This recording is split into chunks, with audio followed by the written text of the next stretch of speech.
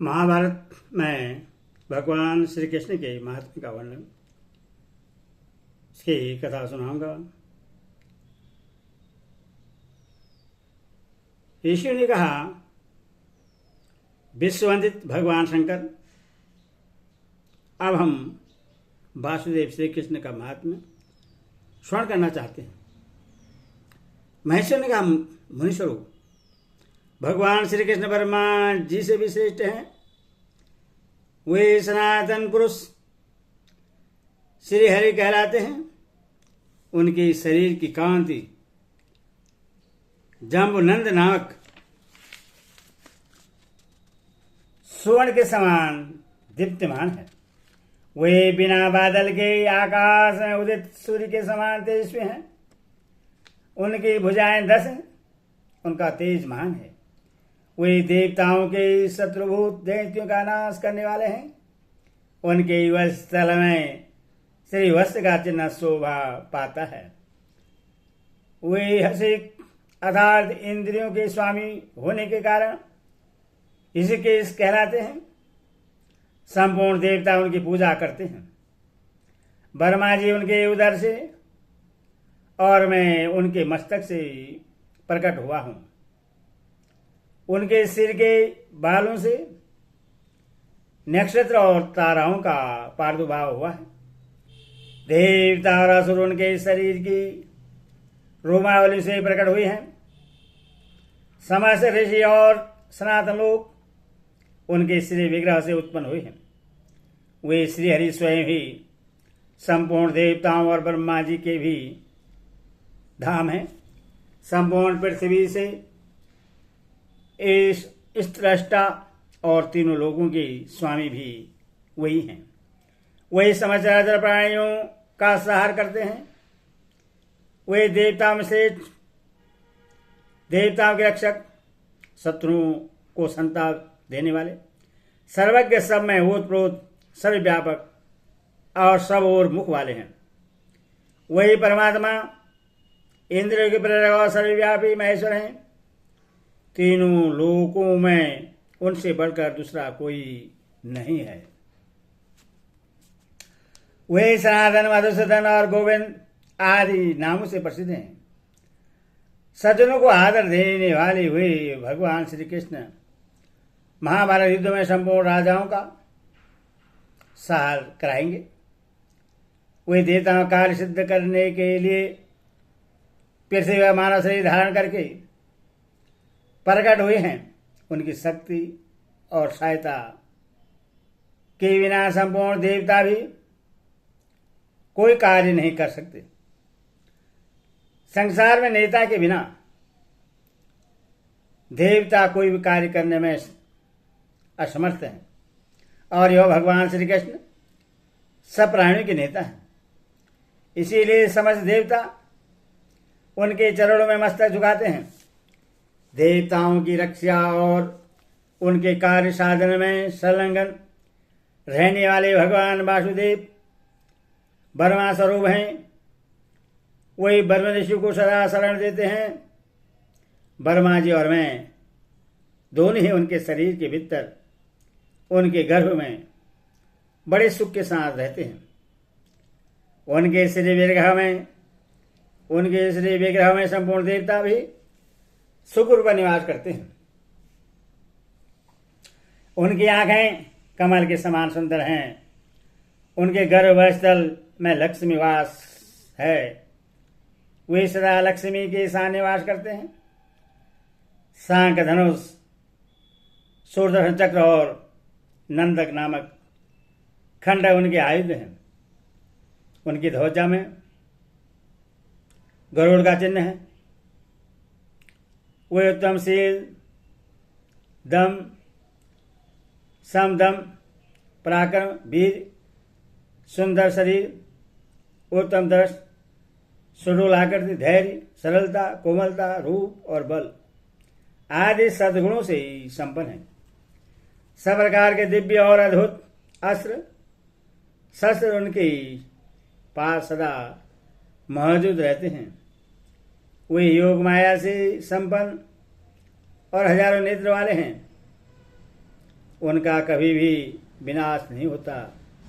वे उदार हृदय वाले वीर, मित्र जनों के परशक, जाति एवं बंधु बांधवों के पीर, समाशील, अहंकार रहित, ब्राह्मण भक्त, वेदों का उद्धार करने वाले, भयातुर पुरुषों का भय दूर करने वाले और मित्रों का आनंद बढ़ाने वाले हैं तथा संपूर्ण प्राणियों को शरण देने वाले, दीनों की रक्षा में तत्पर, शास्त्र के ज्ञाता, अर्थ संपन्न, संपूर्ण जगत के वंदनीय, शरण में आए हुए शत्रुओं को भी वर देने वाले, धर्मज्ञ, नित्यज्ञ, नीतिमान, ब्रह्मवादी और जितेंद्र हैं।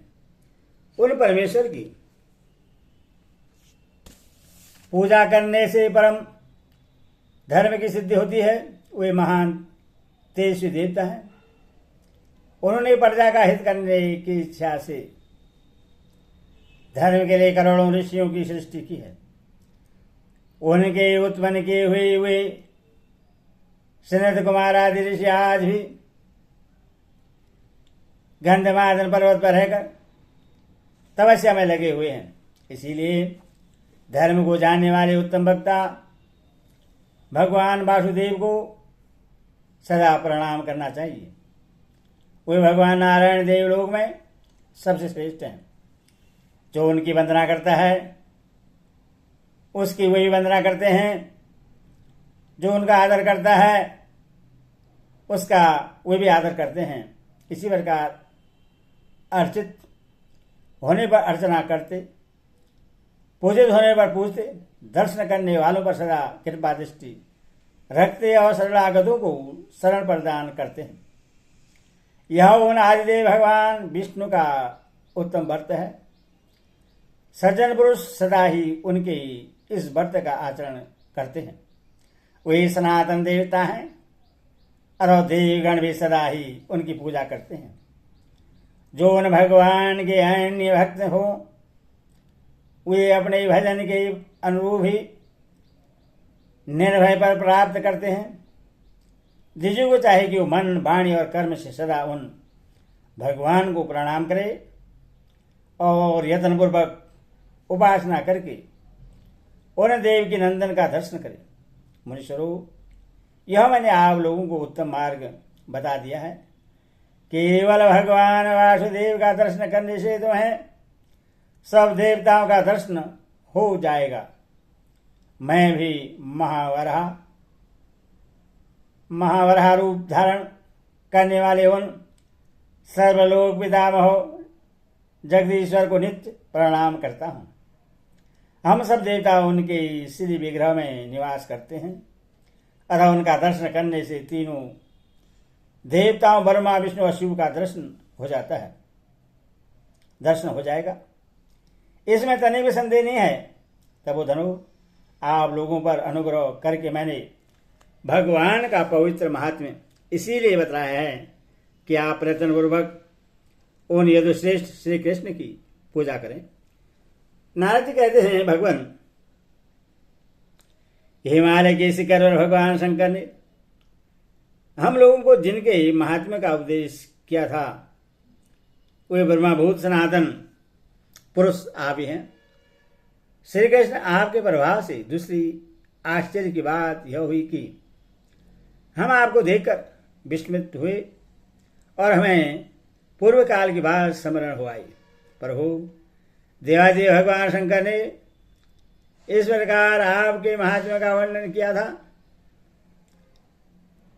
तपोवन निवासी ऋषियों के इस प्रकार कहने पर देव के नंदन श्री कृष्ण ने उन सबका विशेष सत्कार किया। तदनंतर महर्षि पुनः हर्ष में भरकर बोले, मधुसूदन, हमें बारंबार दर्शन देते रहने की कृपा करें। आपका जो यह अवसर, आपका जो यह अवतार अथवा मानव शरीर में जन्म हुआ है और इसका जो गुप्त कारण है वह हम सब लोग अपनी चंपलता के कारण छिपाने में असमर्थ हैं। इसीलिए आपके रहते हुए भी हम छोटी हो बड़ी बात कह रहे हैं। पृथ्वी पर अथवा स्वर्ग में कोई भी ऐसी आश्चर्य की बात नहीं है जो आपको ज्ञात न हो। आप सबको जानते हैं। अच्छा, हमें जाने की आज्ञा दीजिए। भीष्म जी कहते हैं, युधिष्ठिर, कोई महर्षि उन्हें देवादिदेव पुरुषोत्तम को प्रणाम और उनकी प्रदक्षिणा करके चले गए। तदनंतर परम कांति से दिव्यमान भगवान नारायण अपने ही व्रत को विधिवत समाप्त करके द्वारिकापुरी में आए। उसके बाद 10वां महीना पूर्ण होने पर रुक्मणी के गर्भ से एक बड़ा सुंदर पुत्र उत्पन्न हुआ। उनकी कांति बड़ी अद्भुत थी। वह भगवान का वंश चलाने वाला और शूरवीर है। संपूर्ण प्राणियों के मानसिक संकलन में व्याप्त रहने वाला और देवताओं तथा असुरों के भी अंतकरण में निवास करने वाला कामदेव ही श्री कृष्ण के पुत्र रूप में अवतीर्ण हुआ है। ये ही वे पुरुष श्रेष्ठ श्री कृष्ण हैं जो मेघ के समान श्यामवर्ण और 4 भुजाधारी हैं। इंद्र आदि 33 देवता इन्हीं के स्वरूप हैं। यही संपूर्ण प्राणियों को आश्रय देने वाले आदिदेव महादेव हैं। इनका न आदि है न अंत। ये अव्यक्त स्वरूप महातेजस्वी नारायण देवताओं का कार्य सिद्ध करने के लिए यदुकुल में अवतीर्ण हुए हैं। ये दुर्बोध तत्व का वक्ता और कर्ता है। कुंती नंदन, तुम्हारी संपूर्ण विजय, अतुल्य कीर्ति और अखिल भूमंडल का राज्य सब भगवान नारायण का आश्रय लेने से तुम्हें प्राप्त हुए हैं। ये अचिंत्य स्वरूप नारायण ही तुम्हारे रक्षक और परम गति हैं। तुमने स्वयं होता बनकर प्रलयकालीन अग्नि के समान तेज श्री कृष्ण को शत्रुआ बनाया है और इनके द्वारा समराग्नि की ज्वाला में संपूर्ण राजाओं की आहुति दे डाली है।